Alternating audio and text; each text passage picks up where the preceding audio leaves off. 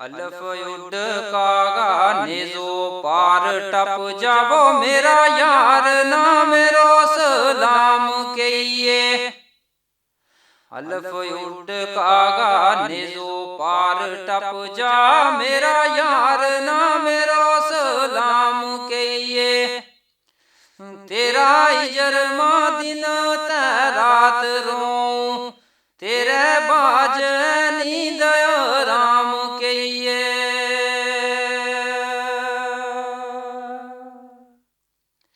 ਤੇ ਚਿੱਠੀ ਪੱਤਰ ਆਵੇ ਨਾ ਕੋਏ ਉਸ ਪਾਸੋਂ ਭੇਜੋ ਕੋਏ ਸਲਾਮ ਕਲਾਮ ਕਹੀਏ। ਜਲਦੀ ਮਿਲਾਂਗਾ ਫੇਰ ਇੰਸ਼ਾ ਅੱਲਾ ਅੰਜਮ ਸਜਣਾ ਨਾ ਯੋ